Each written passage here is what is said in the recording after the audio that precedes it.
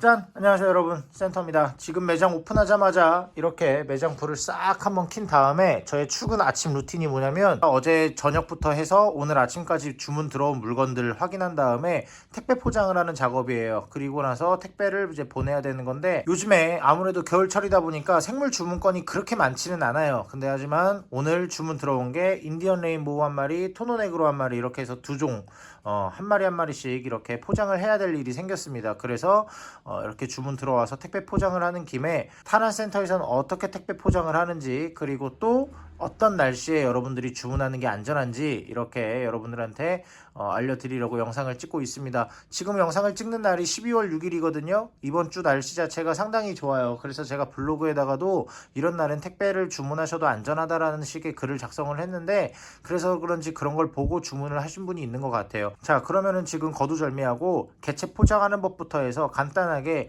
타란센터에서는 어떻게 방탄 포장해서 나가는지 보여드리도록 하겠습니다. 자, 이렇게 필름통을 기본적으로 준비를 해야 돼요. 필름통에다가 구멍을 뚫어야겠죠. 아무래도 최소한의 숨구멍, 이렇게 구멍 하나 정도만 뚫어주면 되고요.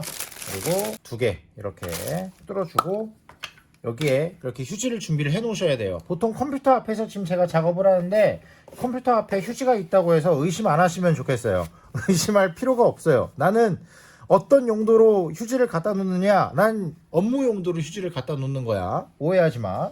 자, 여기 이렇게 토노넥으로, 이렇게 토노라고 적혀 있는 거 먼저 포장을 하겠습니다. 먼저 이렇게 필름통에 구멍을 뚫은 다음에 휴지를 빡빡하게 넣어요. 이게 완충 역할도 해주지만 보온 역할도 어느 정도는 해줄 수 있다라고 볼 수 있기 때문에 일단 포장하면서 설명을 도와드릴게요. 다들 이제 개체들 집갈이 하는 것처럼 포장하는 것도 어려워 하시는데, 보통 이렇게 좁은 사육장 안에 어떻게 넣냐면, 여기에 이렇게 토노넥으로 한 마리가 이렇게 보이시죠 여러분?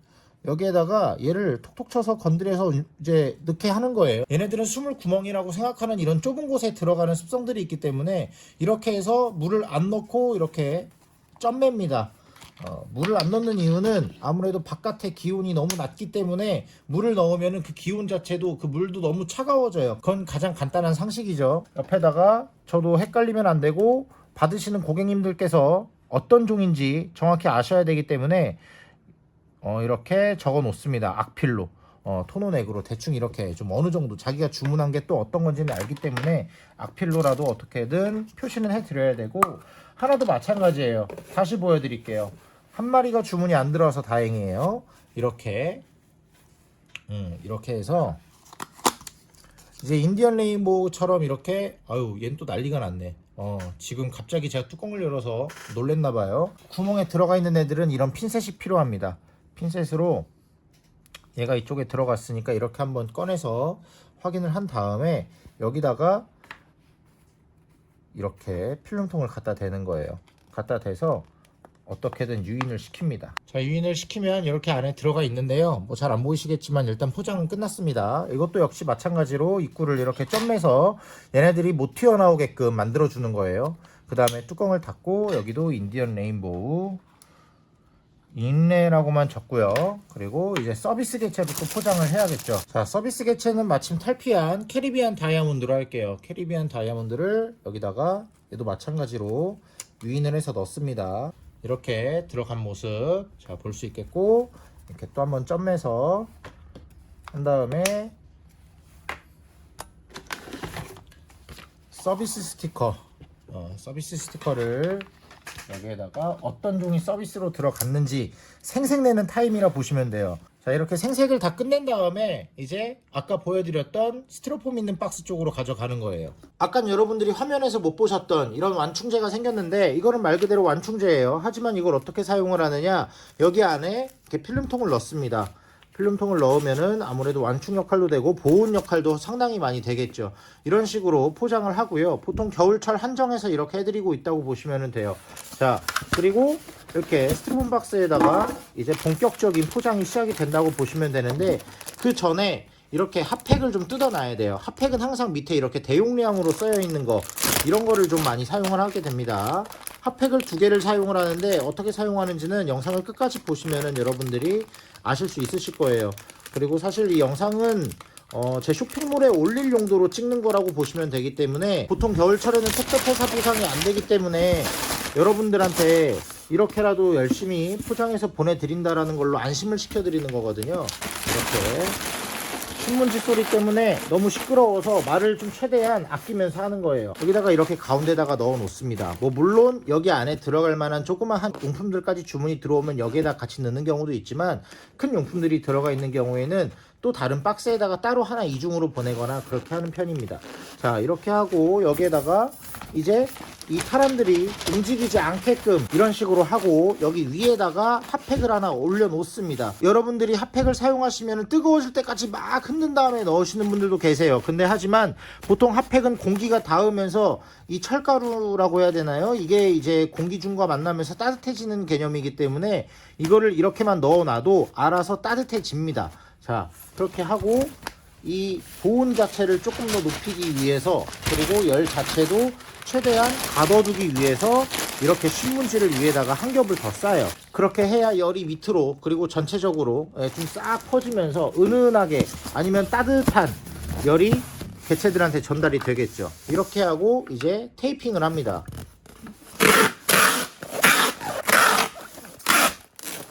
자, 아우, 딱 한 바퀴 두르니까 끝났네요. 이거는 갈아올게요. 자, 이렇게 갈아오면서 이렇게 박스도 하나 준비했어요. 이 박스는 어떤 거냐면 여기에 이제 핫팩을 사용할 거거든요. 그거를 지금 보여드릴 거예요. 이 박스는 이 스티로폼 박스를 이 박스 안에다가 넣는 거예요. 그래서 스티로폼 박스보다는 당연히 박스가 커야겠죠. 그래서 스티로폼 박스를 넣기 위한 작업을 하는 겁니다. 여기 안에도 신문지로 완충 포장 겸 보온 포장을 해줍니다.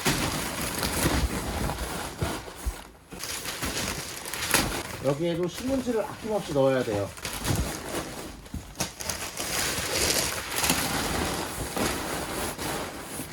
어느 정도 빵빵하게 채워졌다 싶으면은 여기에 스티로폼 박스를 넣는 겁니다.